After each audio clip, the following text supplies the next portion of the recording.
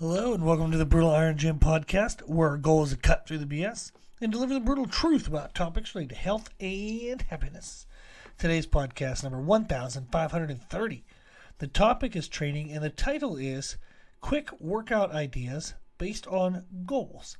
And what I want to do is basically give you a structure that anyone can use with some variations on how you structure it, so that way it can be more personalized to your abilities and the time frame you have, but then also how to set it up depending on which goal you have. So we're going to look today and talk about the goals of strength, muscle growth, and fat loss kind of cardio, where you're working on endurance, trying to pump out a bunch of activity as quick as you can.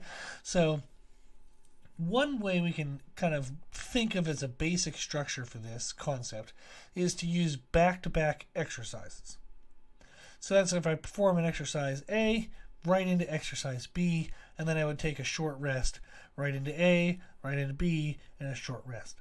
So the common terms we might hear is like a superset or a circuit, and there's actually another term called a giant set. A superset is when you put two exercises back to back. Now, with my clients, I kind of simplify and call everything a circuit. But if we want to get into the nitty-gritty details of the names, a superset would be as you have two things kind of back to back. A circuit is typically referred to when you have three things back to back to back. And then a giant set is four things. So back to back to back to back. So we can set up our workouts this way, and you can actually get a lot done in a very short period of time. If you only have 10 minutes, you kind of do two exercises back to back to back to back to back. If you have 15, maybe 20 minutes, you can do three exercises. If you have, say, 20 to 30 minutes, you can probably get away with four exercises using a giant set. So this is something that we can use as a general premise on how to set up a quick workout. Now, what I want to do is just give you some general ideas of how to set these up, and then you can kind of run from there and kind of have fun with it on your own. The idea of doing exercises back to back, the reason why that's helpful is it maximizes the amount of volume you're getting in the amount of time that you have to get it in. So if I'm not standing around as much, that means I'm doing more, and that's essentially the point of doing exercises back to back.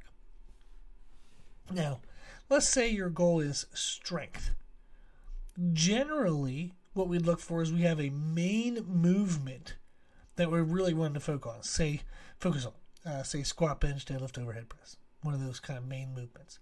And then you're pairing with that some kind of small supporting movement, whether it's 1, 2, or 3, and I'll give you some examples here, that helps you in that main movement. So you have the main lift as the target, and you put things around it that aren't maybe super taxing on their own, but when paired with the main movement, they kind of help you perform that a little better, or they help you focus on a concept that you're wanting to work on. So for example, you could do a workout where you do a superset, where you have your main lift and you pair one exercise with it. So example would be, say, a conventional deadlift. Maybe I'm doing, and this is all depends on the type of gym you have set up and what access you have to what equipment and things like that. But the idea is more so in today's podcast just to hear the ideas, and then you find your way to kind of make that work. But for a conventional deadlift, let's say I paired that with a cable seated row. That's actually one of my favorite pairings because it really helps to work on upper back growth, and it helps you work on awareness of your lat tightness. So proper lat tightness, kind of shoulder positioning, proper upper body bracing in the conventional deadlift to make sure you don't lose any position through your thoracic spine, your upper back, which can then cause you to be out of position for your lockout. So sometimes people will get the bar off the ground, and as the bar passes their knees, they can't lock out, and it's actually because they lost position right from the start. So doing a conventional deadlift paired with a cable seated row helps you kind of pump up and sensitize your lats and your back, and then therefore you can feel it better in how you're setting up for the conventional deadlift. Or you could pair the conventional deadlift with, say, hamstring curls, lying hamstring curls, which we have in our gym. And that helps you just work on overall hamstring strength. So maybe you're lacking hamstring strength, which is causing you to either lose position or not be able to manage the weight as it passes your knees. Maybe your body starts to like shake and jar and you can't quite get the bar past your knees, or you just get it past your knees and it stalls out. That can be due to hamstrings as well. So you can pair conventional deadlift with hamstring curls. You could also just pair conventional deadlifts with a glute drive or a hip thrust. So we have a Nautilus glute drive machine in our gym, and I'll have clients sometimes pair that with a conventional deadlift.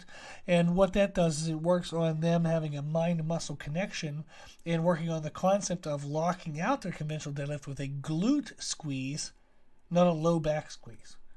And I actually just had a client recently had a hip replacement, and we started working together because they had a lot of complications after that surgery, and they're just feeling a lot of lower back pain and stuff. So we started working together, got them doing conventional deadlifts and squats, and we do a lot of kind of glute pairing with our main movements, so that way they can work on kind of rebuilding their mind-muscle connection with their glutes and actually build the strength, so there's actually something there to connect with in their glutes. Or you could pair conventional deadlift with, and this is going to be a little weird for those who don't have a extensive background in lifting, but like a banded dead stop leg press or a banded dead stop like a safety squat bar, like a dead squat. And those variations help work on leg drive. So you can really take a singular lift like conventional deadlift and then pair it with different things to create a different emphasis. So, for example, let's say you had long enough, you could do the conventional deadlift with 2 to 3 really hard sets of back rows. Then keep doing a conventional deadlift with 2 or 3 really hard sets of hamstring curls. Do the conventional deadlift, do 2 or 3 hard sets of a hip thrust or a glute drive. So you don't have to keep the same 2 movements the whole workout. You can keep one movement and then rotate through other movements. So it's really a lot of fun and ways you can kind of set that up. And that's like a superset where you have the main lift and a singular paired exercise. You could also do circuits where you have the main lift and say 2 paired exercises.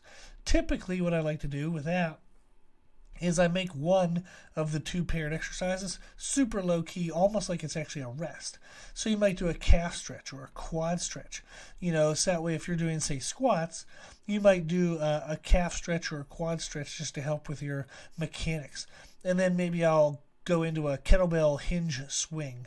Rather than a squat style swing where your torso stays mostly upright, we might do a hinge style swing, and that helps to kind of open up tightnesses in the adductors and the hamstrings, gets you really used to kind of pushing the hips back and squeezing and driving through the hip-based movement.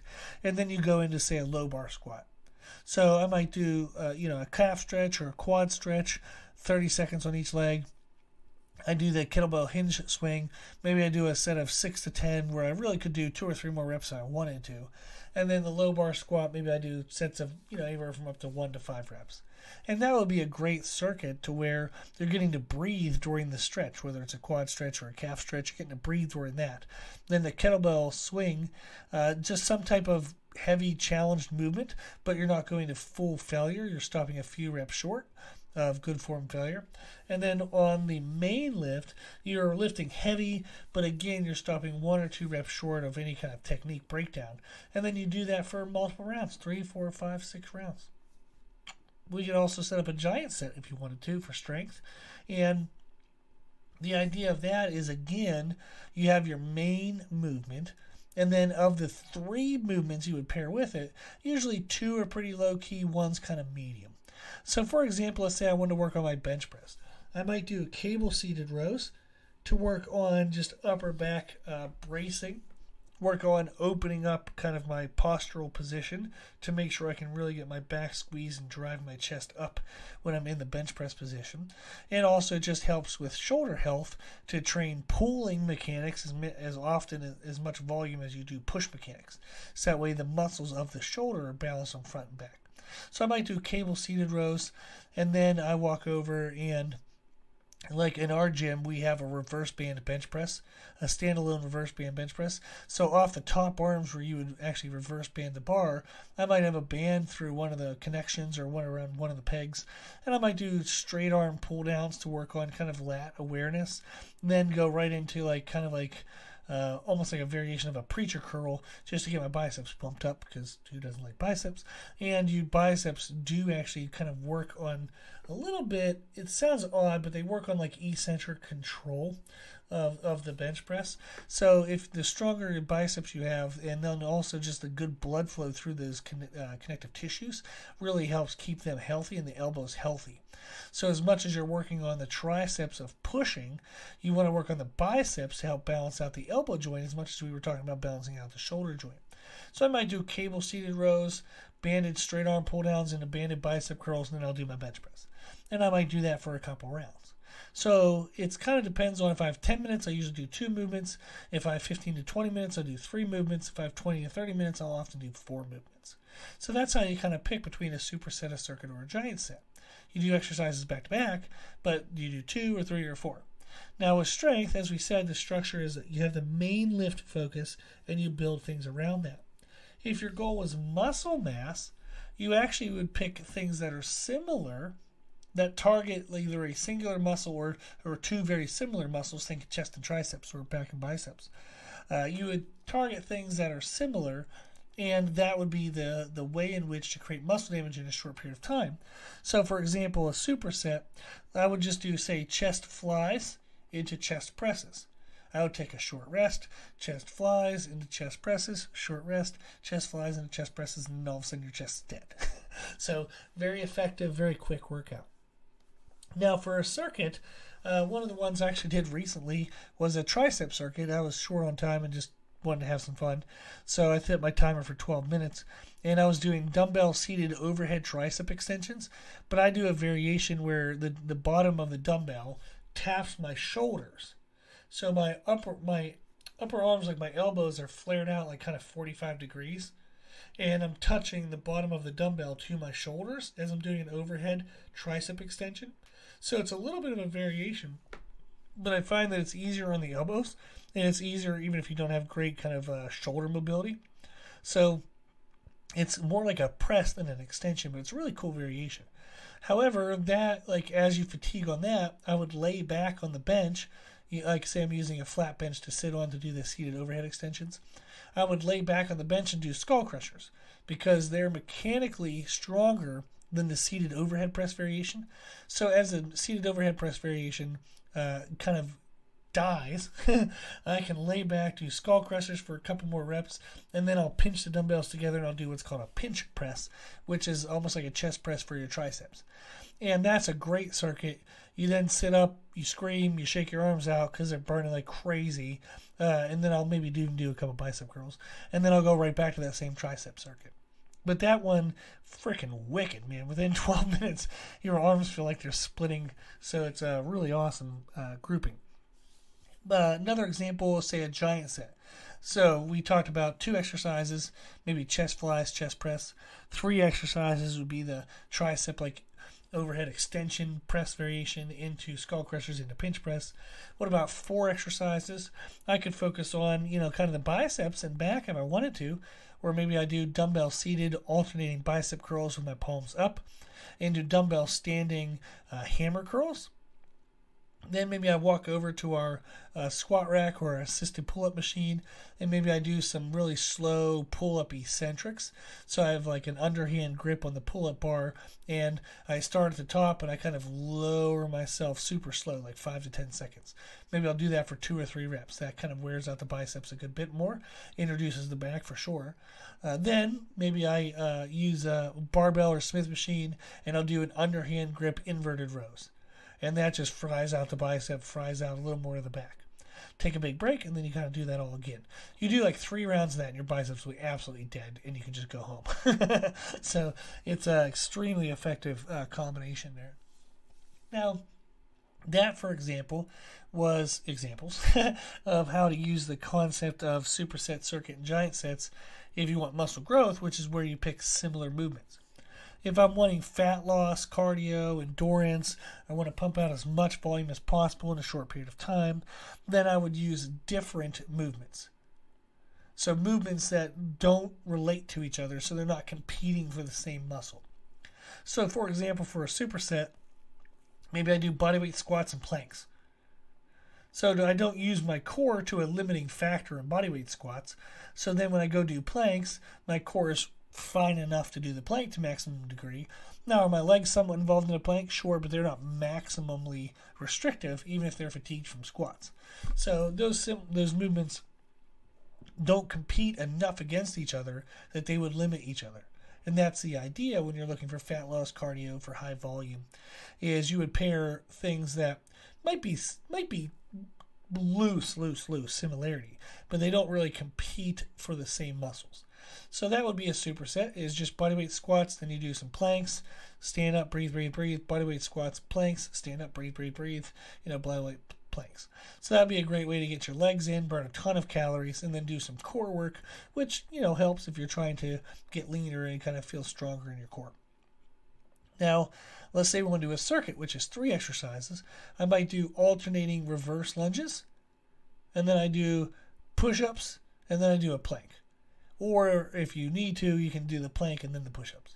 So it kind of depends on what your strengths are. Maybe a giant set, if I'm going to put together 4 exercises, I could use some light dumbbells, maybe some moderately weighted dumbbells. I could do some dumbbell RDLs, where I focus on a 3-count eccentric, 3-count concentric. So I'm moving kind of slow, really focusing on my glutes. Then I take the dumbbells and I flip them up and kind of do a front rack position. I do dumbbell thrusters.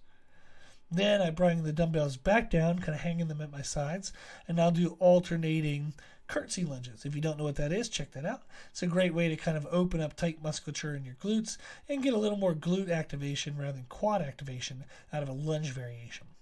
And then I'll do some dumbbell dual bent over rows with maybe an isometric hold at the contraction. So I'll come up to the top of the row and hold for 3 counts, then lower for 3 count. Then come up at a normal pace, hold for 3 count, lower for 3 count. You can keep the same set of dumbbells and go through all 4 of those movements if you control your eccentrics and isometrics, and that would be a great way to get a ton, ridiculously ton of volume in a very short period of time. So if you need some quick workout ideas, using the concept of back-to-back exercises is a great general premise. And then whether you want, 2 exercises, that's technically a superset. 3 exercises is technically a circuit. 4 exercises is technically a giant set. Now, you don't need to name these. I just want you to know what the names are, so that way you know what the names are. It's good to know things. But the idea is just, do I have time to do 2 exercises back to back? Could I throw in a third? Could I throw in a fourth? And then if your goal is strength, you're really going to pick one main movement and do some smaller movements around it that kind of help that movement. If your goal is muscle growth, then you're going to pick movements that are very similar to each other and they annihilate a singular muscle, or they beat up 2 very similar muscles. If your goal is fat loss and cardio, then you pick very different movements, kind of non-competing movements, and you just crank out a ton of volume. So thought that would be super fun to share. If you have any questions, let me know. Our email is brutalirongym@gmail.com. And then if you're looking for more training information, I've been publishing a lot more on our website. So if you haven't gone there recently, please do. It's www.brutalirongym.com. And I'll be putting up more and more stuff every single week. Maybe some weeks it might be 1 new thing. Maybe hopefully in the upcoming weeks it'll be 2 or 3 new things each week. But I really want to build the volume there. The business has been growing. I've been getting a lot more clients, and I want to continue to give back. So I'm very blessed, very grateful, and I want to try to, anytime I'm getting more, I want to try to give out as much as I can as well. So give out more and get more, that kind of thing. So I'm working on that balance, and I really appreciate everybody's trust and interest in working with me. I really do appreciate it. Thank you very much. Okay, well, if you have any questions about today's stuff, just let me know. And then if you think our podcast is helpful, such as podcasts like today, please share it. The more people we share it with, the more people can help, and that's the whole point. That's why we're on this world, just help as many people as we can. And then thank you to those who donate to support the podcast. You can do that on our website at www.brutalirongym.com. The podcast is well over $1,000 a year for hosting costs. We have an hour to it every day, and we're going to keep it for free. Thank you to the donations to help kind of keep that rolling. And there's options there for one-time donation, monthly donation, yearly donation, anything you give. I promise it just goes right back to the hosting cost, and it just continues to allow the podcast to help as many people as possible. If you like the information we share on our podcast, I do post every day on Instagram, and I'm posting a lot more on our YouTube channel, so you can find both of those under the name Brutal Iron Gym. If you do find us, follow us, and that helps kind of build our numbers. If you have any questions, feedback, suggestions, anything you want to know, let us know at our email, brutalirongym@gmail.com. As always, I hope this was helpful, and thank you for listening.